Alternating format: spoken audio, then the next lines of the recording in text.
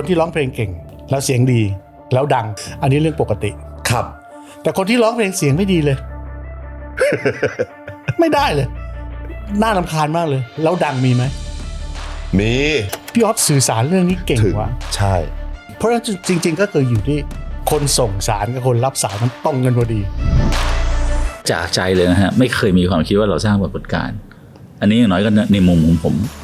มไม่ได้คิดว่าเราจะสร้างปรากฏการณ์หรือเราจะนำความแปลกใหม่เข้ามาแต่สิ่งที่เรานำเข้ามาคือสิ่งที่เราชอบแค่นั้นเองหลานมาส่งเพลงมีทั้งความเป็นเดฟเทเลวิชันออฟเซฟแพนเน็ตผมก็ถามว่าแล้วมึงจะชนะเขายังไงวะมันไม่มีประโยชน์อ่ะมันไม่มีประโยชน์ที่จะมีอย่างนี้ขึ้นอีกหนึ่งวงอ่ะมันมีทุกโมเมนต์เนี่ยให้เราพีคอะไรอย่างเงี้ยตอนที่สมัยก่อนออฟฟิศเราประมาณสัก10 คนอ่ะเวลาศิลปินใหม่ๆเราได้งานจ้างอ่ะเดือนนึงเราได้งานจ้างงานหนึ่งอ่ะ30,000 บาทหรือ20,000นะเราเฮทั้งออฟฟิศนะ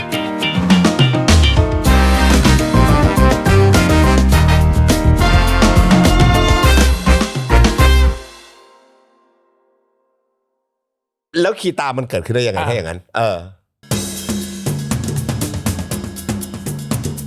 พอทำไปตอนนั้นเจจังก็ได้เป็นเบอร์ 1ของรายการทีวีเลยนะครับมันก็มีรายการอยู่รายการหนึ่งชื่อคอนเสิร์ตคอนเทสต์คุ้นคอนเสิร์ตคอนเทสต์เนี่ยคนที่ทำคือเมฆหมอกอินเด็กซ์เมฆอยู่เมฆเขาอยู่ที่ JSL หมอกก็ตอนนั้นอยู่การบินไทยอยู่มั้งแล้วก็เขาก็ช่วยทำงานแล้วก็ทำเป็นครีเอทีฟรายการเนี้ยเขาก็ทำเป็นประกวดร้องเพลงคอนเสิร์ตคอนเทสต์ก็ได้นักร้องมาเต็มเลยตอนนั้นแกรมมี่เริ่มเกิดละแกรมมี่เริ่มเกิดคอนเสิร์ตคอนเทสต์ตอนนั้นลิขสิทธิ์มันก็ไม่มีก็เอาพี่เบิร์ดมาออกเอาใครต่อใครมาออกเงาเสียงคนที่ร้องปีเขาจะประกวดแบบนี้อาทิตย์นี้เดือนนี้จะประกวดคนเหมือนเบิร์ดอาทิตย์นี้จะประกวดคนเหมือนคาราบาวประกวดแล้วก็หาแชมป์ชิงแชมป์ดวลแชมป์อะไรอย่างเงี้ยหาไปเรื่อยๆเขาก็ทำงานร่วมกันพี่จิกเขาก็เป็นexecutive producer แล้วตอนนั้น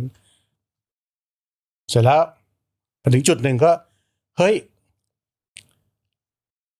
พี่สมพงษ์เคยทำพี่สมพงษ์ในตอนที่เป็นดีเจเนี่ยเขาเคยทำเป็นเสียงเคยจ้างนักร้องครับคือพี่สมพงษ์ก็บอกว่าพี่สมพงษ์เป็นคนชอบเพลงมากรักเพลงมากครับรักภาษารักนักแต่งเพลงเขาจัดรายการวิทยุก็มีนักร้องคนอื่นมาให้เขาเปิดเพลงเฮ้ยคนนั้นอยากดังก็มาให้เขาเปิดคนนี้อยากดังแล้วก็เปิดเขาเรียกเชียร์เพลงนะครับเชียร์คนไหนก็ดังเชียร์คนไหนก็ดังเพราะว่าพี่สมพงษ์ยุคนั้นเขาแพ็กกันเป็น5 เสือ5 สิงห์มีพี่วิยาสุภพรโอภาสอะไรพวกนี้มันก็ดังเขาว่าเฮ้ยงั้นเขาทำเองบ้างดีกว่าเว้ยเขาอยากฟังเพลงอย่างที่เขาอยากฟังเขารู้จักนักแต่งเพลงก็ไปจ้างมาทำเพราะนั้นพี่สมพงษ์ก็เข้าใจธุรกิจเพลงพอสมควรรู้จักนักธุรกิจเพราะว่ามาจากการเป็นนักจัดรายการวิทยุด้วยพอรายการคอนเสิร์ตคอนเทสต์ดังพี่จิกเป็นนักแต่งเพลงอยู่แล้วครับใช่ไหมพี่สมพงษ์ก็รู้จักกับธุรกิจการทำแผ่นเสียงทำเพลงอยู่แล้วครับรู้จักครูเพลงรู้จักอะไรแต่อะไรพี่จิกก็เป็นคนที่ครีเอทีฟอยู่แล้วก็อัลบั้มเฉลียงพวกเราก็เกิดแล้วคือตอนนั้นเกิดแล้วเกิดอยู่ที่ครีเอเทียเป็นอัลบั้มแรกอื่นๆมากมายอัลบั้มไม่นี่แล้วที่2อัลบั้มแรกจริงๆก็ให้ JSL เป็นคนโปรโมทคนลงทุนด้วยซ้ำไปแต่ว่าตอนนั้นเนี่ยมันไม่ค่อยสนใจซึ่งอัลบั้มแรกตอนนั้นพี่แต่งยังไม่มาถูกไหมแต่อัลบั้มอื่นมาแล้วตอนนี้เฉลียงดังแล้วอื่นๆมากมายดังแล้วพี่จิกก็เข้ามาสู่แวดวงในการทำธุรกิจที่เป็นเพลงเป็นเทปแล้วตอนนี้แกรมมี่เกิดแล้วเทปมันเริ่มบูมแล้วเริ่มมียอดขายสูงแล้วครับเขาก็เลยแบบเฮ้ยเขาก็มีรายการโทรทัศน์ใช่ไหมในขณะตอนนั้นแกรมมี่ยังไม่มีรายการโทรทัศน์รายการโทรทัศน์เขาสำเร็จแล้วครับเจสสำเร็จแล้วเขาก็เลยทำค่ายเพลงไหมเพราะว่าประกวดนักร้องมาเนี่ยนักร้องเต็มเลย ใช่ไหม ครับ เขาก็ทำก็ทำก็เซตอัพกันวันนั้นคีตาในยุคแรกเนี่ยมี JSL อยู่ในนั้นด้วย เหมือนกับคีตาเป็นบริษัทลูกใช้คำนี้ ค ได้ไหมครั ล้า บ ยๆอย่างนั้น เป็น อย่างนั้น เป็นบริษัทลูกที่ออกมาทำธุรกิจเพลง ใช่ จาก JSL ใช่ แสดงว่าคีตาก็คือเกิดจากสมาชิกของผู้บริหารของ JSL ครับ คือพี่สมพงษ์ ใช่ เป็นดีเจด้วย อ่า ทำทีวีด้วยเป็นครีเอทีฟด้วยมาร์เก็ตติ้งด้วย รู้การตลาดอย่างดีและเป็นมิวสิกเลฟเวอร์ ใช่ ฟังเพลงมาจนเหนื่อยละ อยากมีเพลงที่ตัวเองอยากฟัง ก็เลยตัดสินใจรวมกับพี่จิกเป็นครีเอทีฟและเป็นนักแต่งเพลงอยู่แล้ว ก็เลยตัดสินใจเปิดค่ายที่มีชื่อว่าคีตา ใช่ที่พอทำมาได้สักพักหนึ่งทำสักพักหนึ่งเนี่ย พวกเราก็มารวมกันแล้วกวาดต้อนคนมารวมกันแล้ว ก็มันก็เริ่มทำอัลบั้มชุดแรกก็เป็นน่าจะเป็นหนุ่มเสกดนตรีออกเดินใช่ไหม หมายถึงว่าศิลปินเบอร์แรกของค่ายคีตาเลยคือ หนุ่มเสก พี่หนุ่มเสก แต่หนุ่มเสกเนี่ยรู้สึกเขาจะมาเล่นเกมพิกล็อกเนี่ย ครับ แล้วก็อยากเป็น นักร้อง อยากเป็นนักร้องอยากเป็นดารายังไม่อยากเป็นมันแบบalert มากหนุ่มอะ ครับ เขาก็เลยบอกหน้าตาดีเอางั้นเบอร์แรกเอาหนุ่มแล้วกัน ใช่อัลบั้มที่แบบไอ้นี่แบบตอนเด็กผมมากเลยนะอะไรนะพ่อชอบจังหวะนี้ ใช่ นี่สิเบงโก ใช่ ป่ะ ใช่ โอ้ หมูตามช้างเลยอยากเป็นช้างจังแล้วก็รักเป็นดั่งต้นไม้แปลกใจจังใครเปรียบรัก อันนี้เพลงเพราะมาก อันนี้พี่จิกแต่ง ครับ นั่นแหละแล้วก็เป็นจุดแรกที่ทำพอทำไปสักพักหนึ่งเนี่ยมันก็เริ่ม คือการลงทุนมันเริ่มต้องใช้เงินในการทำเยอะแหละ ครับ เพราะฉะนั้น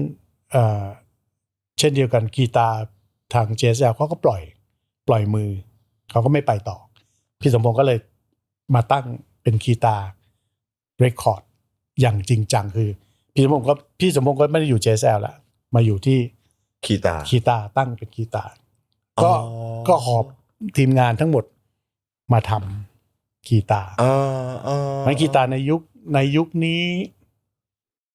ตัวเปิดเลยแล้วก็น่าจะดังเลยก็คือจริงตอนนั้นเนี่ยหนุ่มเสกก็โอเคก็เริ่มมีชื่อเสียงแล้วก็อีกอันนึงก็คือเยื่อไม้เคยได้ยินไหม พี่อรวี กับวีระ พี่วีระบำรุงศรีตอนนั้นก็แล้วก็มีเฉลียง ครับ ชุดที่2ชุดเอกเนกอันเนี้ยอยู่ในยุคแรกๆของคีตาในยุคที่มี JSL อยู่ด้วย ครับ พอหลังจากแยกกัน มันก็มาที่พงษ์พัฒน์วชิรบรรจงตัวสำรองกับ อันนั้นน่าโหดร้ายมาก ก็เท่ากับว่าตอนเปิดคีตาในยุคเนี่ยมันเปิดตัวด้วยพงษ์พัฒน์มันก็เลยแบบเปรี้ยงเลยแสดงว่าที่พี่แต่งกำลังเล่ามันเป็น2ยุคแรกคือมี JSL เข้ามาดูแลยุค2คือพี่สมพงษ์ออกมาครับแต่จริงๆก็ถือว่ามันเป็นยุคเดียวกันแหละเพียงแต่ว่าทำงานเนี่ยมันทำงานต่อเนื่องด้วยทีมเดียวกันมาตลอดเพียงแต่ว่าในแง่การลงทุนเนี่ยทาง JSL เขาไม่ต่อมองยังไงครับพี่แต่งว่าคนนี้จะมาเป็นศิลปินของคีตาในโลกเนี่ยโอเคคนที่ร้องเพลงเก่งแล้วเสียงดีแล้วดังอันนี้เรื่องปกติครับแต่คนที่ร้องเพลงเสียงไม่ดีเลย ไม่ได้เลยน่ารำคาญมากเลยแล้วดังมีไหมมีลุยส์อาร์มสตรองWhat over the full world ดังทั้งโลกเลยนะมีไหมถามว่าอะไรที่ทำให้เขาเป็นอย่างนั้นแต่สิ่งที่เขาสื่อสารเพลงออกไปให้คนไปทัชชิ่งกับหัวใจคนนะไอ้นี่คนเก่งๆยังทำไม่ได้เท่าเขาเลยเพราะฉะนั้นหัวใจของเรื่องนี้มันก็คือตัวเพลงกับการสื่อสารของศิลปินท่านนั้นที่สื่อไปให้คนฟังรู้สึก ทัชชิ่งได้ทันทีทันใดอันนี้คือหัวใจของเรื่องเพลงมันเพราะฉะนั้นจริงๆก็คืออยู่ที่คนส่งสารกับคนรับสารมันตรงกันพอดีวันหนึ่งที่ฟังพี่ออฟวันแรกมันง่ายสากหูอะ ฟังไปฟังมาเฮ้ยแม่งได้อะพี่ออฟสื่อสารเรื่องนี้เก่ง ถึง ว่ะ ใช่อันนี้ถูกเลยครับพี่แต่งมันเป็นแบบนั้นจริงๆมันเป็นแบบนั้นจริงๆศิลปินคีตาร์พี่แต่งที่แบบว่าหมายถึงว่าพอมันเริ่มเป็นคีตาร์เรคคอร์ดศิลปินที่แบบฮิตที่แบบชัดเจนมากๆว่าเฮ้ยค่ายเราโอเคแล้วฮิตเลยคือใครครับ ก็จริงพอเป็นกีตาร์เรคคอร์ดอันเนี้ยก็อย่างที่พี่บอกพอพงษ์พัฒน์เนี่ยได้มาปุ๊บโอ้มันก็ได้มา ตอนพี่หนุ่มเสกนี่คือมายังฮะ ก็คือพี่ว่าหนุ่มเสกก็หล่อเป็นเด็กหนุ่มหล่อมีเพลงรักเป็นดั่งต้นไม้ก็พอจะนำตัวเองออกมาได้ ทุกคนก็รู้จัก แต่เพียงแต่ว่าไอยอดขายหรือว่ากระแสเนี่ยมันอาจจะยังไม่กว้างขวางนักเพราะว่าก็เป็นถือว่ามันเพลงยุคใหม่เพลงสตริงยุคใหม่ ครับ ยังไม่ใช่วงที่มีต้นทุนมาอยู่แล้ว อ๋อแต่มีพี่ๆไงก็วงพี่แต่งไงก็เฉลียงไง เฉลียงนี่ก็รู้จักอยู่แล้ว อ่า แต่ว่าเฉลียงเนี่ยก็อย่างที่เอรู้ว่ามันไม่ได้แมสจนกระทั่งกลายเป็นแบบประสบความสำเร็จในธุรกิจหรือกระแส กระแส แต่ถ้าเกิดชัดเจนของคีตาชัดๆพี่ออฟ พงษ์พัฒน์เบอร์ต้นจริง ๆ ก็จะมีเยื่อไม้ที่ทำตัวเลขได้ดีเป็นดนตรีที่เหมือนกับแต่ว่ามันก็คือเพลงเก่า ยังไม่ใช่ออริจินอลซอง ยังไม่ได้ออริจินอลซอง ฮะ ที่ออริจินอลซองจริงๆก็จะเป็นนี่แหละพงษ์พัฒ พี่ออฟ น์ซึ่งน่าจะเป็นชุดที่ประมาณชุดที่ 4 ที่ 5อะไรแล้วเนี่ยพอมีพงษ์พัฒน์เกิดขึ้นมาก็โอ้โหทีนี้ก็จะมีฮันนี่พัดสอนบุญเกียรติตามมา แล้วก็มี3โทนตามมา ผมอยากรู้ว่าทำไมถึงใช้ชื่อว่าเบเกอรี่ครับ เบเกอรี่ที่มันมาจากตอนที่เราผมนั่งรถจากบ้านของผมอยู่แถวซอยทองหล่อนะครับมาที่ออฟฟิศอยู่ที่สยามสแควร์นะครับผมอยากจะหาชื่ออะไรที่มันพูดง่ายๆอ่ะที่คนไทยพูดได้แล้วก็เป็นชื่อที่ให้ความรู้สึกว่าโฮมเมดอ่ะเพราะว่าเพลงของเรามันเป็นเพลงโฮมเมดฮะก็แล้วระหว่างที่ทางที่ขับรถที่เดินทางอยู่นั้นก็เห็นชื่อ S&P Bakery Little Home Bakery ผมว่าพี่บอยหิวครับตอนนั้น อะไรแบบเนี้ยก็ประจักษ์เบเกอรี่เห็นชื่อพวกนี้เต็มไปหมดเลยก็คิดว่าชื่อนี้มันน่าจะชื่อเบเกอรี่มิวสิกนะเพราะว่ามัน represent ความโฮมเมดนะฮะเพราะโฮมเมดหมายถึงว่าถ้าแม่ทำอ่ะแม่จะใส่เครื่องอย่างเต็มนะฮะถ้าเราทำเราก็จะใส่ทุกอย่างอย่างเต็มกี่ปีแล้วครับพี่บอยถ้าเอาแบบตั้งแต่วันที่พี่บอยใช้คำว่าเบเกอรี่มิวสิกวันที่ใช้วันตอนที่ใช้เบเกอรี่มิวสิกก็คือปี1992นะฮะ1992เนี่ยจะเป็นปีแรกที่เราทำเป็นมิวสิกโปรดักชั่นนะครับไม่เป็นโปรดักชั่นเฮาส์ไม่ได้ทำเป็นค่ายเพลงตอนแรก Bakery Music เป็น Production House ใช่ชื่อแรกของ Bakery Music คือ Bakery A Complete Music Production นะฮะแล้วหลังจากนั้นก็พอเป็นค่ายเพลงโดยการยุยงของคุณป๊อตนะฮะคุณป๊อตเขาก็แบบทำอัลบั้ม Modern Dog เสร็จไงคุณสุกี้ทีแรกก็กะว่าจะไปช็อปอะไปแบบให้บริษัทนี้ค่ายนั้นลองฟังดูคุณป๊อตบอกไม่เอาทำเองเลยดีกว่าพี่นะฮะพวกเราก็เชื่อง่ายๆมากเลยนะฮะก็ลุยเลยหลังจากนั้นมันก็ปี1993ก็เลยเป็นปีแรกของ Bakery Music แสดงว่าอัลบั้มแรกของ Bakery Music จริงๆคือ Modern Dog ใช่ครับผมผมเข้าใจว่าอัลบั้มแรกคือของพี่บอยผมทำก่อนแต่ผมเสร็จทีหลัง เนื่องจากผมเป็นคนไม่มีใครบังคับให้เสร็จผมก็จะไม่เสร็จตอนทำ Bakery Music 3 ท่าน 4 ท่านสิ4ฮะใช่ฮะแต่หลักๆ3ท่านแบ่งกันยังไงครับพี่บอยคุณสุกี้เนี่ยเขาก็จะเป็นคนแบบเหมือนเขาเป็นคนพูดแล้วทุกคนกลัวใช่ไหมฮะครับแบบหมายถึงว่าเป็นคนมีบารมีพูดง่ายๆนะฮะแล้วก็เป็นคนดูเรื่องธุรกิจพี่เอื้องจะเป็นคนดูเรื่อง PR ครับแล้วก็เรื่องการบริหารในองค์กร คุณสุกี้จะดูแบบเหมือนวิชั่นอะไรเงี้ยเป็น visionary อย่างเงี้ย อ่า คุณสมเกียรติก็จะดูในภาคของเป็น visionary แต่ฝ่าย creative ฝ่ายการสร้างสรรค์เพลงกับฝ่ายการเลือกศิลปิน ครับ ผมทำหน้าที่เป็นคนแต่งเพลงนะฮะแล้วก็ทำตามท่านเหล่านั้นที่จะพูด ที่กล่าวมาทั้งหมด แต่หมายถึงว่าการเลือกศิลปินที่จะมาอยู่ในเบเกอรี่เนี่ย ครับ จะเป็นพี่สมเกียรติ ก็ หรือจริง ๆ ก็ช่วยกัน ช่วยกันแต่ว่าจะพูดว่าไงคุณพี่สมเกียรติเนี่ยเขาจะเป็นสายตาของ artist and repertoire เป็นแบบว่าค่ายทุกค่ายอ่ะจำเป็นว่าต้องมีคนนี้อ่ะคนเนี้ยจะเป็นคนที่มองเฮ้ยคนเนี้ยเวิร์ก คนนี้ไปแบบนี้ คนนี้เป็นคนจิ้มแล้วก็บอกให้สร้างคาเรียแบบนี้ ครับ ให้สร้างคาเรียเหมือนที่เขาสร้างคาเรียให้ผมเนี้ยว่าชีวิตต้องใช้เพลงแบบนี้นะ อ่าฮะ เขาเป็นคนสร้างคาเรียแบบนี้ แสดงว่าคนที่เป็นคน แล้วไม่พอแค่นั้นขอโทษนะฮะ ได้เลยครับ เขาจะคอยอัดซีดีสมัยก่อนมันจะเป็นแผ่นซีดีใช่ไหม ครับ แล้วก็ก่อนหน้านั้นจะเป็นอัดเทป อ่าฮะ ให้ทุกคนฟังในสิ่งที่ตัวเองควรจะฟังเพลงแนวนี้ไปนี้เพื่อจะได้พัฒนาตัวเอง อ๋อเหมือนเป็นคนไกด์ เขาเป็นคนไกด์เขาเป็นอาจารย์ของทุกคนนะ อย่างสมมติยุคนั้นเนี่ยเวลาที่มีศิลปินเข้ามาอยู่ในเบเกอรี่มิวสิกพี่บอยมีส่วนในการเลือกด้วยไหมครับ ผมจะไม่ค่อยได้เลือกอย่างที่ผมบอกว่าเป็นหัวเข่านะฮะผมก็จะตามหัวสมองกับหัวใจนะฮะคือเดี๋ยวนะมีแบบไปเจอมาแล้วก็ให้พวกเขาคุยสมมติว่าผมได้มีโอกาสไปเจอวงโซ After Six ที่ผมแบบชอบมากเลยแบบตกกระจายตื่นเต้นมากแล้วก็รีบมาบอกสุกี้แล้วก็ให้เขาได้คุยกันอะไรอย่างเงี้ยมีแบบประเภทแบบเนี้ยอ๋อคือแบบว่า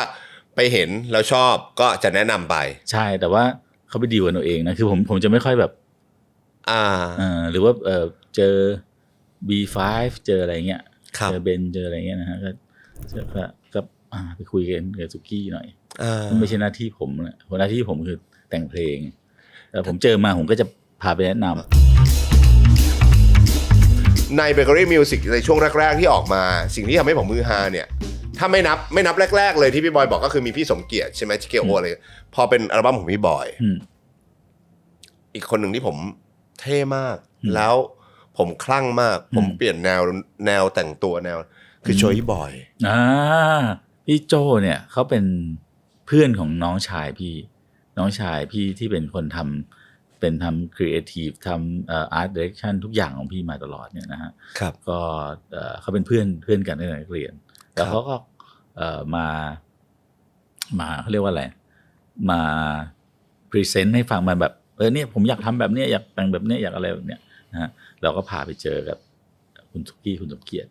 นะฮะแล้วก็ให้เขาก็แสดงให้ดูที่หน้าร้านดีเจสยาม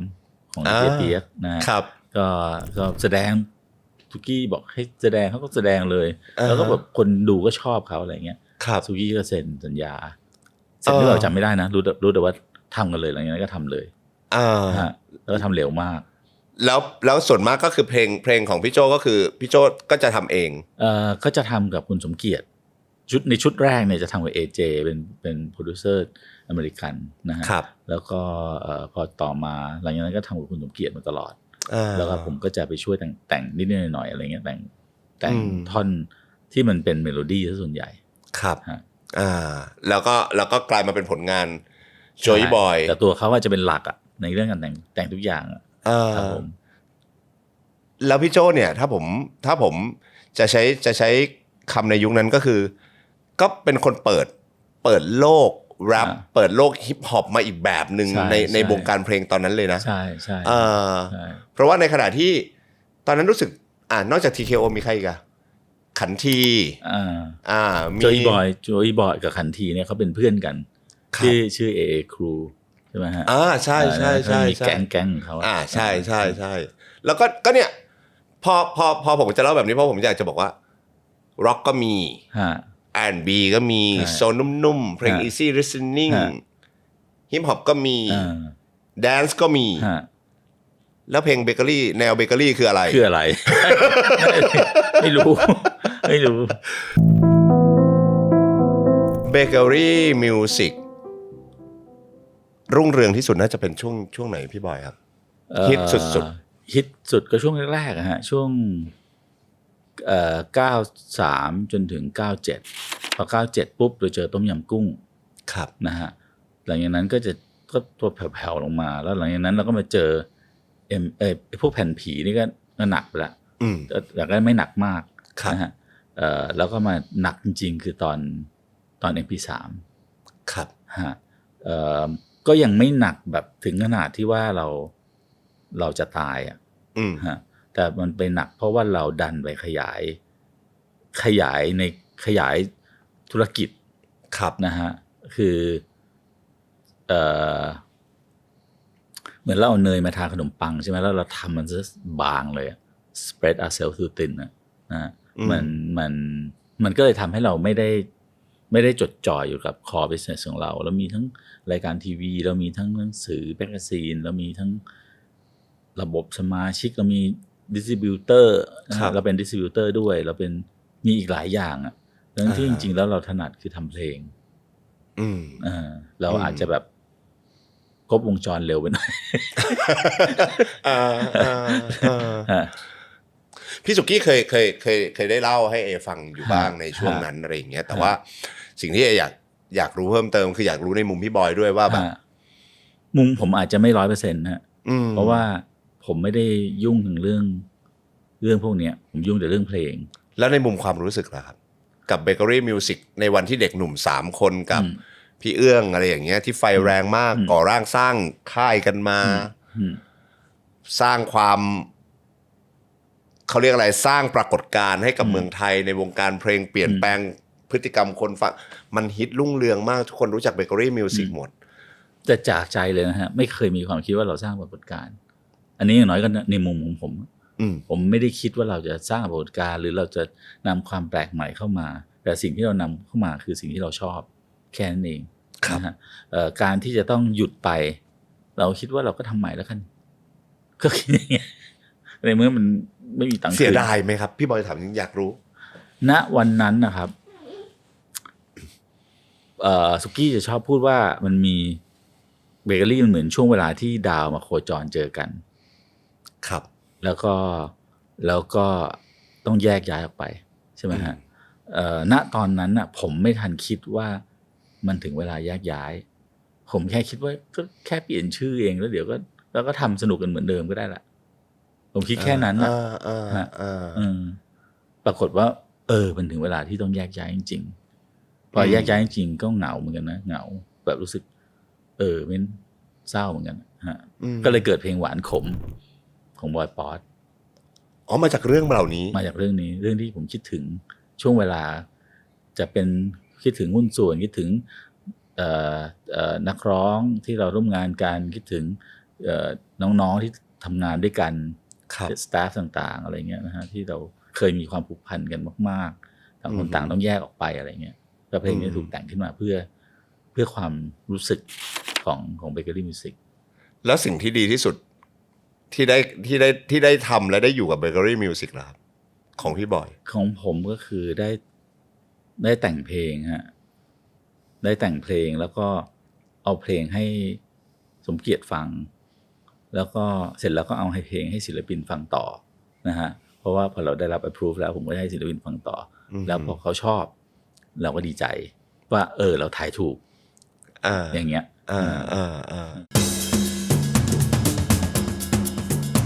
แล้วสมอลรูมล่ะมายังไงพี่หลังจาก4 เต่าเธอแล้วเราก็มาเปิดบริษัทอินทีเรียกับมือกองครับมาทำบริษัทอินทีเรียตอนที่เราทำครับเราเป็นลูกจ้างแล้วมาเปิดบริษัทอินทีเรียแล้วก็รับงานอินทีเรียกันเองก็ทำไปสักพักก็รู้สึกว่าคือบริษัทอินทีเรียแน่นอนเปิดใหม่เนี่ยมันก็ต้องมีคอนเนคชั่นมันกว่าจะมีเจ้าของบ้านที่จะให้เราหรืออะไรอย่างเงี้ยตอนนั้นมันยังไม่ได้มีคอนโดเยอะก็ยากอยู่หรือว่าเป็นช็อปหรือว่าเป็นอะไรอย่างเงี้ยแค่คิดว่าเราหารายได้เสริมโดยการทำเพลงโฆษณา โอเคก็เลยกั้นห้องส่วนหนึ่งของบริษัทอินทีเลียนั่นแหละเป็นห้องเล็กๆซึ่งตอนนั้นระบบการบันทึกเสียงเปลี่ยนเป็น hard disk recording แล้วซึ่งมันก็ง่ายมากแล้วพอง่ายมากปุ๊บก็เลยทำห้องเล็กๆนั่นแหละเป็นห้องที่รับงานเพลงโฆษณาก่อนซึ่งเปิดได้เดือนเดียวเราก็กำไรกว่าบริษัทอินทีเลียซึ่งก็ดีคืองานโฆษณาเราก็ walk in นะเราก็เดินเราก็ส่งพอร์ตเราทำพอร์ตขึ้นมาเองเพื่อส่งเอเจนซี่ต่างๆเพื่อที่จะบอกว่าเราเป็นหน้าใหม่ในการรับทำเพลงโฆษณาครับก็ success มากงานเยอะมากเยอะที่สุดในโลกเยอะกว่าบริษัทเยอะกว่าธุรกิจหลักใช่แล้วก็เยอะที่สุดในชีวิตที่จะมีจนคิดว่าเราควรจะกลับมาทำค่ายบ้างไหมวะก็แต่ว่าเราอย่าเข้าพรวดนะ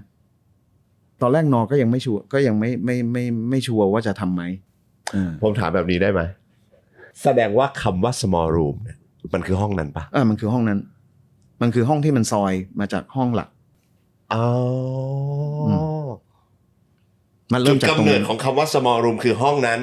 มันอยู่ที่ Racket Club ที่ซอยสุขุมวิท39พร้อมพงษ์แล้วชื่อมันมาอย่างไงครับพี่รุ่งไม่รู้คือจริงๆสมัยนั้นน่ะมันก็เป็นยุคนิตยสารวอลเปเปอร์ละของเมืองนอกนะที่มันฮิตๆเราก็เรียนอินทีเรียมาเราก็มันก็ได้คิดอะไรมากแล้วคิดตรงตัวจริงๆเราไม่ได้คิดว่าชื่อมันยากคิดว่าเราก็เป็นอย่างนั้นจริงๆมันก็ห้องเล็กจริงๆแต่ถามว่าคิดตั้งแต่แรกไหมว่ามันเป็นอะไรที่เรา humble ไหมเรา humble ครับการเรียกตัวเองว่า small room เป็นเรื่องที่ดีผมเคยไปอ่านบทสัมภาษณ์ของพี่เห็นพี่เล่าให้ฟังว่าจะมีลูกค้าที่มาจ้างพี่ทำเพลงโฆษณาไม่พูดดีจะพูดเรื่องนี้ด้วย ถ้าพูดเรื่องนี้ไม่อยากระบุตัวเลย ไม่ต้องระบุตัวเลยเอาเราพูดแค่นี้แล้วกันเป็นนักร้องดังที่มีชื่อเสียงในวงการเพลงไม่บอกเพศเพราะเดี๋ยวจะรู้โอเคพูดมาว่าโอ้ห้องเล็กนะขึ้นอีกแล้วขึ้นอีกแล้วคือหมายถึงว่าเขามาอัดเพลงเขามาเสียงมาอัดเสียงมันเล็กอยู่แล้วแหละมัน2 เมตรคูณ4 เมตรอ่ะแล้วทุกคนนั่งหันไปทาง2 เมตรนะหันแนวกว้างเหมือนรถไฟเหมือนตู้รถไฟห้องมันก็เล็กจริงๆเข้าใจแต่ก็ไม่น่าทักนี่ว่ามาทักทำไมเราอะไรอย่างเงี้ยแล้วก็เลยไปขึ้นใส่เขาอีกไม่ได้ขึ้นเก็บไว้เก็บไว้มาระเบิดทำเพลงโฆษณาปีหนึ่ง400 งานทำไมอยู่มีจุดประกายว่าค่ายเพลงดีกว่าวะก็ต้องยอมรับเดี๋ยวนะ จะพูดไงดีวะตอนเราเริ่ม1999เนี่ยครับเราฟังไอ้นี่เว้ย Song for the Jet Set เราฟังค่ายอย่าง Siesta Bungalow Siesta คือสเปน Bungalow คือเยอรมันญี่ปุ่นคือ Escalator คือเราฟังพวกนี้เยอะมากซึ่งพวกนี้สมัยนั้นมันจะมี compilation เก๋ๆเยอะมากอันนี้มันกำลังจะลากเข้าสู่การเป็นค่ายเพลง Small Room 001 เกิดขึ้นได้ยังไงด้วยนะแต่ว่านั่นแหละคือทั้งหมดทั้งปวงเนี่ยมันเราทำอันนี้ก่อนแล้วเราถึงจะมาทำ4 เต่าเธอที่เป็นอัลบั้มเต็มอัลบั้มเดี่ยวเขาเรียกอะไรค่ายเพลงเริ่มจาก compilation ก่อนที่จะมีทำงานให้กับ4 เต่าเธอตอนอยู่ Small Room มันมีอัลบั้ม compilation Small Room 001เกิดขึ้นมาก่อนใช่เพราะเราฟังอย่างนั้นจากค่ายอินดี้ต่างประเทศแล้วเรารู้สึกอินแล้วบางคนมันเท่มากคือมันใช้นิคเนมหมดคือมันอาจจะเป็นซุปเปอร์แบนด์รวมจากมือกีตาร์วงนั้นบวกอันนี้แล้วมันมาทำวงชื่อใหม่เป็นอันนี้เราก็เลยอินโอเคคือ Small Room ยุคแรกของค่ายก็มีเจมีแจ็ควงพราวมีพิซซ่าวงพราวเจวงพราวก็คือมาร่วมกับเราในการทำซึ่งเราก็จะไม่ใช้ชื่อครับหรือพราวเลยใน compilation นี้ก็เลยเกิดชื่อใหม่กันหมดก็คือ AKA นั่นแหละมันเลยทำให้เกิดเพนกวินวิลล่าอย่างเงี้ยเหรอ yes เพราะเราแอนตี้สมัยนั้นก็หัวรุนแรงแหละทำไมต้องใช้ครับต้องใช้พราววะแต่คนขายไม่ยอมสมัยนั้นแท็กซี่ดิสทริบิวเตอร์จะจำหน่ายครับ บอกว่าแปะไว้หน่อยก็ดีพี่ ให้คนเขารู้หน่อยนะ ว่าเป็นสมาชิกจากวงไหนตอนนั้นคือบอกไม่เท่ไม่เอา ชื่อใหม่หมด เมื่อกี้พี่ลุงเล่าให้ฟังว่าเป็นคนเสพพวกแบบงาน compilation ของสเปนของเยอรมันของญี่ปุ่นโน่นนี่นั่นอะไรอย่างเงี้ยแล้วก็เลยอยู่ๆก็แบบงั้นเรามาทำกันอย่างเงี้ยเหรออันนี้คือจุดเริ่มต้นของ Small ใช่ Room เพราะมันทำได้ง่ายมากแล้วไงอย่างที่บอกคือพอ hard disk recording เนี่ยคือมันทำได้ง่ายหมดเลยอะ แล้วซึ่งตอนนั้นจุดเริ่มต้นเนี่ยคิดไปถึงการทำค่ายไหมหรือไม่ได้คิดตอนแรกยังไม่ได้คิดแค่คิดอยากทำอัลบั้ม compilation เฉย ก็กลัวว่ามันจะยาวนะ พอเปิดค่ายก็กลัวว่าจะคือตอนแรกไม่ได้กะแต่ว่าดิสติบิวเตอร์บอกว่าเฮ้ยเดี๋ยวมึงหนีมึงต้องเปิดเป็นบริษัทนะ อ๋อ สมัยนั้นมันคงมีวงอินดี้ เกิดขึ้นเยอะ แล้วเอาไปให้เขาจัดจำหน่ายและตามตัวไม่ได้ ฮะ อะไรอย่างเงี้ย ครับ ก็เลยต้องเปิดบริษัท ก็เลยใช้ชื่อบริษัทว่า Small Room ถูก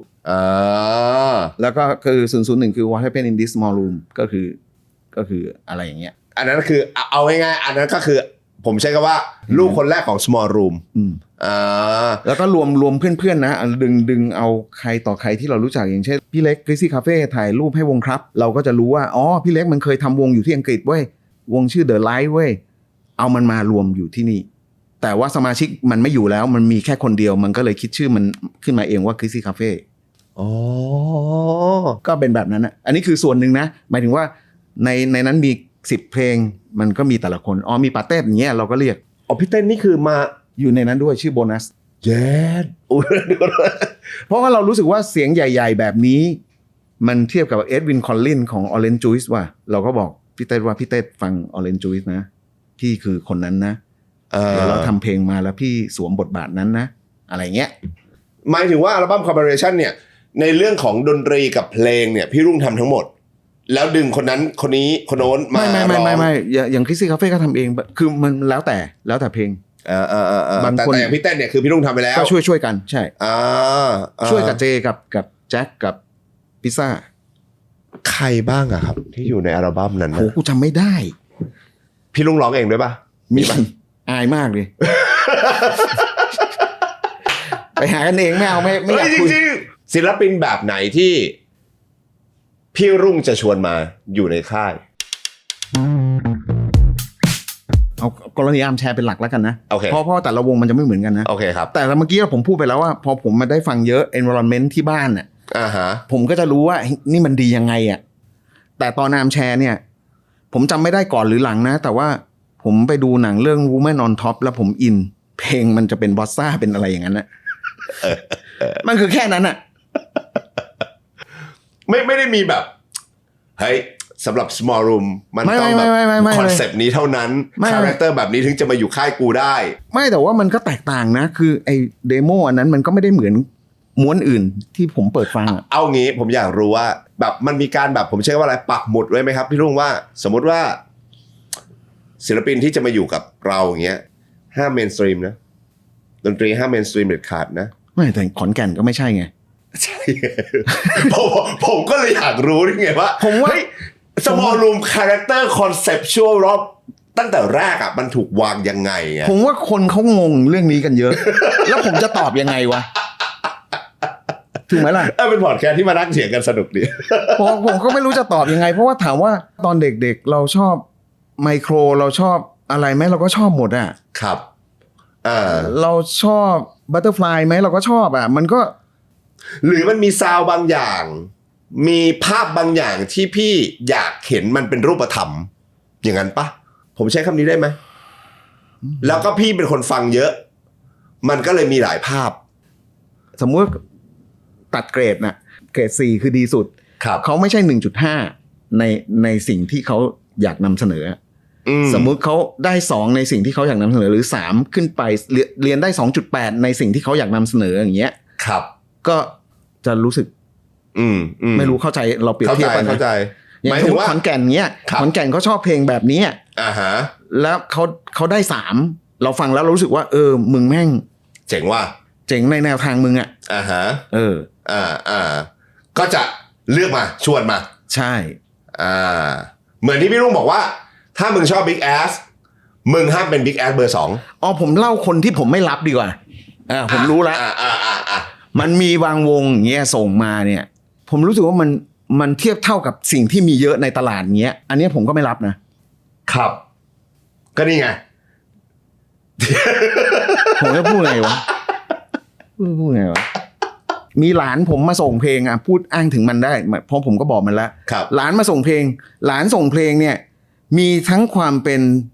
เดฟเทเลวิชันออฟเซฟแพนเน็ตก็คือวงแบบเนี้ยผมก็ถามว่าแล้วมึงจะชนะเขายังไงวะมันไม่มีประโยชน์อ่ะมันไม่มีประโยชน์ที่จะมีอย่างนี้ขึ้นอีกหนึ่งวงอ่ะอันเนี้ยผมพูดได้เพราะมันเป็นหลานแล้วผมก็บอกมันตรงๆวงหรือดนตรีที่มันมีคนทำไว้อยู่แล้วจะไม่ใช่แนวทางของ small room สักเท่าไหร่ใช่ผมใช้ประมาณนี้ได้ไหมเบื้องต้นคือคุณสมบัติแรกน่าจะเป็นแบบนั้นอันที่สองก็คือว่านอกจากจะต้องไม่ไปเดินตามรอยที่มันมีอยู่แล้วคุณควรจะมีทางใหม่ของคุณที่มันยังไม่มีใครทำไว้ถ้าเกิดคุณมี2คุณสมบัตินี้เข้าข่ายที่จะมาอยู่กับ small room ได้ถูกเป็นแบบนั้นเป็นอย่างนั้นยุคไหนที่น่าจะเป็นยุคที่มันฮิตที่สุด success ที่สุดสำหรับ small room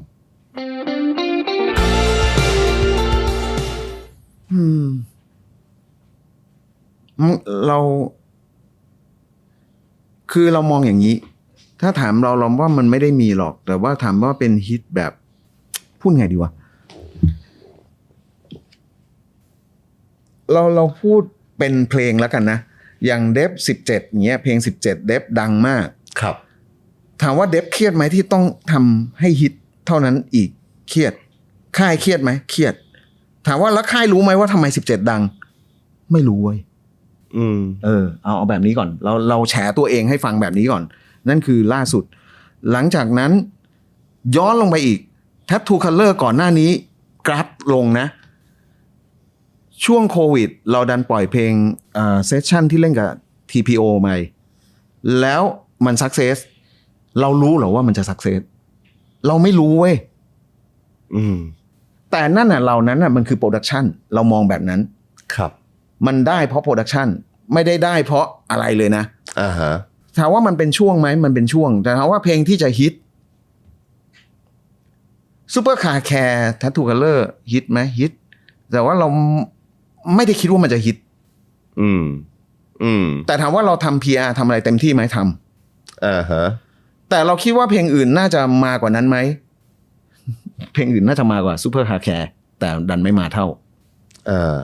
อะไรอย่างเงี้ยหรือข้อความรูปยิ้มโพลีแคทอันเนี้ยรู้ตั้งแต่แรกว่าจะมาครับแล้วมันก็มาจริงๆแต่เครื่องหมายมากกว่าเพลงล่าสุดเราคิดว่ามาแน่ๆมากกว่าข้อความรูปยิ้มดันไม่มากูไม่ได้เก่งขนาดนั้นถ้าเก่งขนาดนั้นกูก็ถูกหวยตลอดแล้วเนี่ยมันก็จะมีอย่างนี้แหละแต่ถามว่าซุปเปอร์โคตรฮิตอ่ะผมเชื่อว่าผมเป็นเหมือนแก๊งโอลิมปิกหรือบอลโลกนะคือ4ปีมันจะมีครั้งหนึ่ง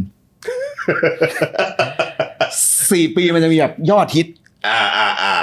มันจะมีแหละแต่มันจะเดาไม่ได้แต่ภายในปีที่1 2 3นี่มันก็จะมีแบบนี้แหละแพรมๆมาอย่างน้อยสิ่งที่เราควรจะเยียวยาและผมคุยกับสตาฟทุกคนในบริษัทคืออย่างน้อยในปีนั้นๆควรจะมีฮิตบ้าง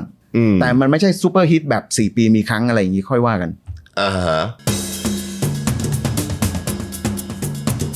จาก EMI นะครับเข้ามาลุยกับพี่บอลในฝั่งของ Belief ใช่ไหมครับไอ้วันที่อยากจะหยุดจาก Belief แล้วอยากจะมาเริ่มค่ายใหม่หรือเริ่มงานใหม่ตอนนั้นไอ้ค่ายใหม่ที่อยากจะทำตอนนั้นมันถูกคิดว่าอยากทำยังไงพี่อยากทำอะไรกับมันคือตอนนั้นเราก็แค่รู้สึกว่าเรา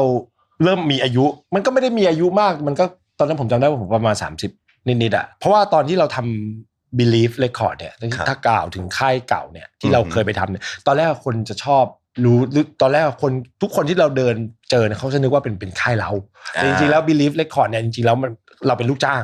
แต่เมื่อมันถึงวันนึงเราก็รู้สึกว่าได้ทำอะไรในสิ่งที่เราอยากทำ 100% ในการที่เราคิดว่าเฮ้ยมันควรจะทำแบบนี้สิมันควรจะทำแบบนี้สิ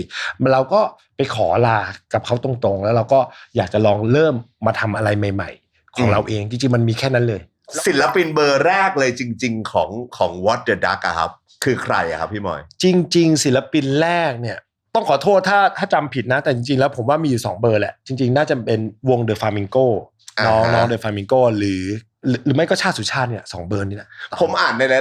หลายบทความเขาบอกว่าเบอร์แรกของพี่คือพี่สิงโตไม่ใช่ใช่ไหมคือที่พี่สิงโตเนี่ยจริงๆแล้วพี่สิงโตเนี่ยตอนนั้นไหลมาจาก Believe ไหลมาจากที่เดิมแล้วก็ตอนนั้นเนี่ยเขาก็หมดสัญญาจากทางนู้นแล้วเขาก็บอกว่าพี่มาช่วยผมดูต่อ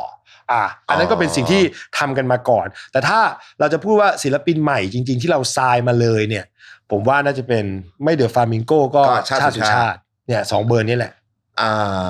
ตอนที่เริ่มอะครับทำไมถึงเป็นพี่ชาติทำไมถึงเป็นฟลามิงโกหรือเขาเข้ามาคุยหรือเรามองพี่บอลล้วนๆเลยตอนนั้นเนี่ยผมก็ยังไม่กล้าเยอะเพราะว่าเราแบ่งหน้าที่กันชัดเจนแหละว่าหน้าที่ใครเป็นหน้าที่ใครเอาเรื่องศิลปินเนี่ยจะเป็นพี่บอลเลยต้นน้ำเลยทุกวันนี้ก็ยังเป็นพี่บอลอยู่ว่าถ้าจะเซ็นใครเข้ามาในค่ายเนี่ยอย่างน้อยเนี่ยพี่บอลต้องแอปพรูฟก่อนพี่บอลต้องแบบเซเยสด้วยแต่พี่บอลเขาก็ปกติวิธีการทำงานในค่ายเราง่ายๆเนี่ยมันจะเป็นอย่างนี้ฮะถ้าพี่บอลเขาไปเจอวงอะไรมาเขาจะส่งลิงก์มาแล้วครับเขาก็จะแบบผมแอบมองวงนี้อยู่เป็นยังไงบ้างเขาก็บอกว่าลองเอาไปฟังผมก็จะฟังถ้าผมฟังเสร็จถ้าผมชอบผมว่าพี่ชอบอะไรเงี้ยก็ประมาณนี้วิธีการทำงานเราจะเป็นประมาณนี้แต่ถ้าน่าจะพีคสุดๆ The Toys ป่ะใช่ Toys มายังไงครับพี่หมอยคือผมไม่รู้จัก Toys มาก่อนตอนนั้นน่ะประมาณค่ายมีอายุประมาณสัก 3-4 ปีเริ่มพอมีรายได้บ้างแต่ก็อย่างที่บอกผมก็ยังต้องวิ่งหาลูกค้าหางานที่มันแบบไม่ใช่เป็นแค่รายได้จากเพลงหรือซิมอย่างเดียวผมจำได้เลยผมมีลูกค้าแอลกอฮอล์เจ้าหนึ่งอยากจะทำมิวสิกมาร์เก็ตติ้งนั่นแหละแล้วก็อยากจะทำอัลบั้มนึงแล้วก็อยากจะหาวงที่แบบใหม่ๆเลยอันไซด์เข้ามาคือทำเป็นอัลบั้มแบบเหมือนแบบเป็นมิวสิกมาร์เก็ตติ้งที่บอกว่าให้พื้นที่สำหรับเด็กรุ่นใหม่ผมก็บอกพี่บอลว่าผมไปคุยกับลูกค้ามาเจ้าหนึ่งเขาโอเคแล้วเขามีงบประมาณให้ประมาณนึงแล้วค่ามาสเตอร์ค่า MV มีจัดงานอีเวนต์เนี่ยเรามีศิลปินในค่ายแล้ว 2-3 เบอร์แต่อยากได้เพิ่มอีกสัก 2-3 เบอร์มีคนไหนแนะนำบ้างไม่ต้องเซ็นกับค่ายเราก็ได้แต่แบบให้เขาทำมาสักเพลงร่วมโปรเจกต์มาบอลก็หายไปแป๊บเดียวส่งมาเฮ้ยเนี่ยมองน้องคนนี้อยู่มันเป็นแชมป์กีตาร์โอเวอร์ไดฟ์มาแต่ผมเห็นว่าตอนเนี้ยในวงในเขารู้สึกว่าเขาทำเพลงด้วยนู่นนี่นั่นใช้ได้นะผมจำได้เลยเขาส่งคลิปมาให้ผมทอยเล่นกีตาร์วูบหน้างุนแล้วก็แต่ตอนนั้นเราก็รู้สึกอะไรบางอย่างก็ไม่รู้หรอกใช้ได้ว่ะแต่พอพี่บอลบอกว่าเขาทำเพลงด้วยทำเพลงป๊อปเลยอะไรเงี้ยพอเราไปฟังเพลงที่เขาปล่อยมาแล้วอะไรเงี้ยเราพอฟังเท่านั้นแหละแล้วตอนแรกพี่บอลบอกว่าเดี๋ยวผมชวนแล้วติดต่อยากนิดนึงแต่ได้แล้วเดี๋ยวน้องเขาจะมาทำเพลงนึงชื่อเพลงของว่างลองไปหาฟังได้นะเพลงแรกที่ทำของว่างใช่ของว่างนะแล้วก็ทำระหว่างที่พี่บอลบอกจะชวนไปฟังจะชวนน้องมาทำเนี่ยพอผมดูคลิปสัก 2-3 คลิปอ่ะ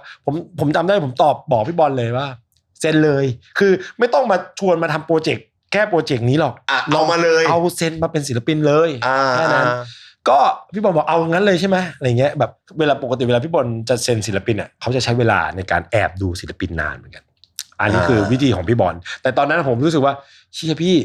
ของแล้วเหมือนของดีว่ะก็เลยบอกช่วยเลยช่วยนัดมาหน่อยเขาบอกอยากได้ก็นัดมาให้ก็โอ้โหแต่กว่าจะนัดได้ก็นานใช่ไหมครับก็นานเหมือนกันก็จนเจอทอยแล้วก็คุยกันก็ไม่ได้รู้สึกว่าคุยยากนะแต่ก็คุยกันปกติก็เหมือนแบบเป็นน้องผู้ชายคนหนึ่งแต่แค่เขาไม่ได้เป็นคนแบบพูดเยอะเขาก็แค่เงียบๆแล้วก็เล่าพูดนู่นนี่นั่นว่าพี่บอลเขาก็ตอนนั้นก็พี่บอลเขาก็ถามว่าทำยังไงตอนนี้ทำเพลงกับใครทำอะไรบ้างอะไรเงี้ยก็แต่น้องเขาก็ดูสนใจที่จะทำงานร่วมกับเราก็ยังจินตนาการไม่ออกว่าเพลงแรกที่ทอยจะทำกับวอเตอร์ดักมันเป็นยังไงก็เคยได้ฟังเพลงอื่นๆที่เขาปล่อยมาแล้วก็เป็นเพลงที่ดีอะไรเงี้ยอันนั้นคือทอยทำของเขามาเลยของทอยเนี่ยโหดกว่าด้วยถ้าจำไม่ผิดคือก่อนฤดูฝนเนี่ยถ้าไปฟังเนี่ยเวอร์ชันที่ทอยส่งมาให้ค่ายเป็นเวอร์ชันที่ไม่มีแรปไอ้แรปที่รัวแรปเนี่ยนะไม่มีไม่มีป๊อปใสๆเลยใช่ส่งมาให้พี่บอลแต่เราก็ก็เป็นเพลงเพราะ ใช่ไหมฮะตอนนั้นถ้าทำไม่ผิดแล้วก็เตรียมภาพถ่ายภาพอะไรโหถ้าไปเซิร์ชดูยังแบบวัยรุ่นวัยใสอยู่เลยแต่ทอย ตามมาด้วยโบกี้ ครับ โบกี้ก็เปรี้ยงชิเป่งเลยอะไรอย่างเงี้ย แต่โบกี้เนี่ย ยากไหมพี่ ยากคือไม่ได้ยากอย่างนั้นแต่แบบเชื่อไหมว่าเอาจริงแล้วโบกี้อ่ะเซ็นสัญญาก่อนทอยนะ อ๋อจริงเหรอ ใช่ไล่เลี่ยกันเดือนเดียวกันแต่โบกี้เซ็นก่อนผมจำได้ว่าเซ็นเสร็จแล้วเขาเจอกันเนี่ยผมยังไปนั่งกินชาบูกันเนี่ยกับน้อง2คนตอนนั้นตอนเด็กๆเลยแต่เขาเซ็นไล่เลี่ยกันแต่ถ้าจำไม่ผิดนะโบกี้เซ็นก่อนแล้วก็โบกี้ก็เป็นสตอรี่นึงที่ไม่ได้คิดเลยว่าจะได้เซ็นโบกี้ส่วนตัว แล้วมายังไงฮะตอนนั้น คือจริงๆอ่ะผมจะต้องเซ็นว่านวันๆก่อนเรื่องนี้ก็แปลก ก็คือว่าว่านวันๆกับโบกี้เนี่ยจริงๆแล้วเป็นผลผลิตของ The Voice ครับแล้วว่านวันๆจริงๆแล้วเนี่ยตอนนั้นเนี่ยเขาแข่งเขาน่าจะซีซั่นเดียวกันนะผมก็ไม่ได้ดูมากแล้วก็ว่านวันๆอยู่ทีมพี่สิงโตนำโชคครับสิงโตนำโชคแนะนำว่านวันๆมาให้แล้วก็มาคุยกันที่ออฟฟิศ 2-3 รอบจะทำแต่ยังไม่ได้ทำกันสักทียังแบบหาโมเดลหรือแบบอะไรกันสักอย่างไม่รู้แล้วก็หายกันไปแต่จำได้ว่าตอนในห้องประชุมตอนที่มีน้องว่านมานั่งคุยแล้วก็นั่งคุยกับพี่บอลด้วยก็นั่งคุยกันแล้วพี่บอลก็เลยถามว่าเฮ้ยโบกี้นี่น้องว่านหรือเปล่าบอกใช่ค่ะอะไรเงี้ยแล้วก็ยังจำว่านได้เลยบอกว่าแต่น้องหนูมันติดพี่ให้ทำอะไรไปก่อนอะไรอย่างเงี้ยแต่ตอนนั้นผมจำได้ว่าผมไม่รู้จักทั้งว่านทั้งโบกี้หรอกแต่พี่บอลน่ะบอกว่านไปว่าฝากบอกน้องด้วยว่าพี่เป็นแฟนเพลงคือสมัยก่อนตอนที่โบกี้ก่อนที่จะมาเป็นแบบนี้โบกี้เขามีวงที่ประกวดฮอตเวฟเขาก็แค่ทักไปบอกว่านว่าก็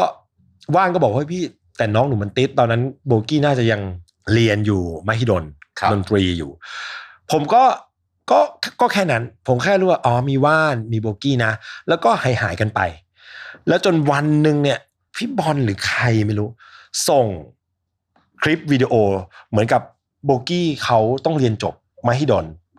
คณะดนตรีดุริยางค์แล้วเขาต้องทำแบบเหมือนจบเหมือนโปรเจกต์จบเขาคือเขาแต่งเพลงแล้วเขาทำ MV ทำภาพแล้วพอผมเห็นเพลงนั้นนะแล้วก็ภาพที่เขาทำแล้วก็มีคนบอกว่าอันเนี้ยโบกี้ทำเองหมดเลยพอผมเห็นแค่นั้นผมก็บอกพี่บอลเลยบอกเซ็น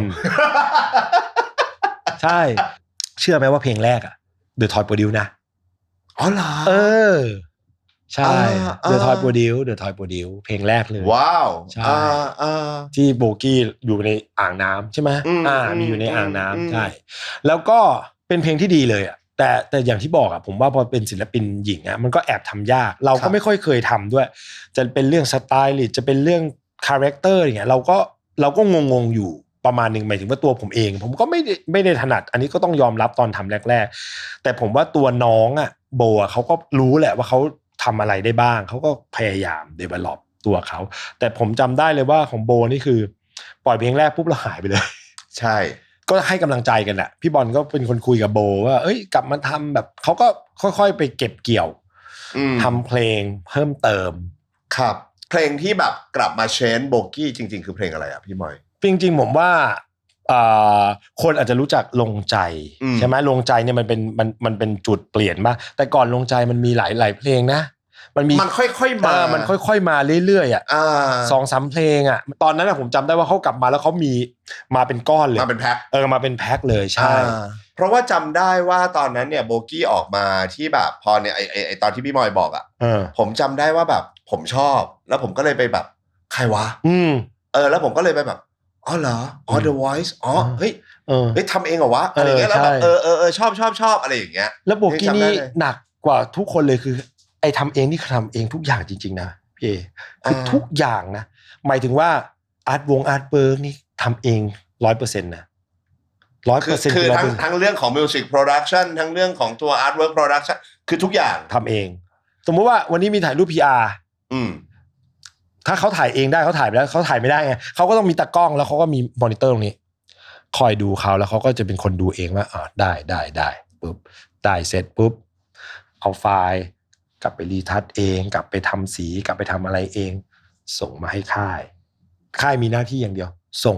ต้องออก ส่งออก แต่เขาทำเองหมดทุกอย่างใช่ proof เองด้วย approve เองด้วย โอ้ยแน่นอนแน่นอน เห็นบอกว่ามันมีเพลงของโบกี้อย่างเช่นเพลงวาดไว้อย่างเงี้ย ครับ เห็นบอกว่าอย่างตอนแรกเพลงนี้โบกี้ก็ไม่ได้อยากปล่อย คือเขาอยากปล่อยแต่ผมจำได้ว่าเขามีลงใจเสร็จแล้วพอวาดไว้เนี่ยมันเป็นเพลงที่ผมว่าอันนี้น่าจะเปลี่ยนชีวิตเยอะเลยเพราะว่าลงใจคนเริ่มรู้จักเขามากขึ้นแล้วแต่พอวาดไว้เนี่ยผมว่ามันเป็นเมกะฮิตประมาณนึงแล้วเราค่อนข้างมั่นใจแล้วว่าเพลงนี้น่าจะมาอันเนี้ยเราส่วนตัวมันมีความเป็นร็อกด้วยอะไรเงี้ยครับแต่เขาไม่ได้ชอบมากเราก็แบบเชื่ออันนี้เชื่อพี่อย่าคิดเยอะลองดู ลองปล่อยดูลองดูไม่แล้วพอปล่อยมันก็เป็นวาดไว้จนถึงทุกวันนี้เพราะว่าบางเพลงเนี่ยที่ตั้งใจมากๆมันก็จะไม่เป็นเหมือนวาดไว้เพราะว่ามันอาจจะตั้งใจเกินความพีคสุดของ What the Duck เลยใน11ปีนี้มันคืออะไรอ่ะพี่มีไหมความสนุกสุดผลงานที่ดีที่สุดหรือ something ความพีคสุดๆอะครับโอ้โหตอบยากมากสำหรับพี่คนเดียวก็ได้นะสำหรับผมเหรอคือผมก็พีคทุกช่วงนะคือมันมีความแบบผมชอบคำนี้คือบางทีมันมีความ yes อะไรอย่างเงี้ยอะไรอย่างเงี้ยแบบบางทีแบบมันก็เป็นโมเมนต์บางโมเมนต์นิดเดียวของเราที่เรารู้สึกว่าแบบไอ้เหี้ย yes แบบบางทีแบบอีกศิลปินบางคนที่เราแบบโหยากกว่าจะปล่อยเพลงแค่เขาได้ปล่อยเพลงในสิ่งที่เขาอยากทำในบางทีมันก็ yes ได้เขาได้ปล่อยแล้วอะไรเงี้ยหรือบางศิลปินเขาแบบโอ้เพลงเขาได้ติดชาร์ตแล้วไม่ได้ตรงที่1ด้วยเข้าไปในชาร์ตแล้วyes หรือแบบศิลปินใหม่ๆบางคนที่แบบโอ้สุดท้ายแบบสมัยก่อนเราจะเฮทั้งตอนที่สมัยก่อนออฟฟิศเราประมาณสัก10 คนเวลาศิลปินใหม่ๆเราได้งานจ้างเดือนนึงเราได้งานจ้างงานนึง30,000 บาทหรือ 20,000นะเราเฮทั้งออฟฟิศนะว่าเชี่ยได้งานจ้างแล้วเอาแล้วเว้ยเดี๋ยวมาต่ออะไรเงี้ยมันผมว่ามันมีทุกโมเมนต์เนี่ยในการที่เราให้เราพีคอะไรเงี้ยถ้าเป็นไม่ได้ความฝันจุดผมอยากให้คนที่เซ็นกับเราทั้งหมดได้มีอาชีพเป็นศิลปินจริงๆตื่นเช้ามาไปเล่นดนตรีได้เข้าห้องอัดแต่งเพลงมีแล้วเขามีสามารถเลี้ยงอาชีพเขาได้สามารถดูแลครอบครัวเขาได้ส่งเงินส่งทองให้คุณพ่อคุณแม่เขาได้เนี่ยอันเนี้ยผมว่าอันเนี้ยคือพีคที่สุดของผมอันนี้ไม่เคยเล่าให้ใครคือทอยเคยมาบอกผมว่าตอนทอยทำค่ายบูบจนวันหนึ่งทอยบอกว่าผมเข้าใจความรู้สึกแล้วตอนที่พี่บอยยูมูดครับแบบซื้อบ้านแล้วชวนทอยไปดูที่บ้านแล้วทอยก็แบบไปดูบ้านแล้วก็ยืนนิ่งๆแล้วตื้นตันว่าแบบโอ้ยเนี่ยเราช่วยกันสร้างโอเคแน่นอนศิลปินเขาสร้างของเขาแหละแต่เราก็เป็นแค่ส่วนหนึ่งที่ทำให้เขาได้มีทุกวันนี้อะไรเงี้ยมันเป็นความรู้สึกที่พีคสุดๆเลย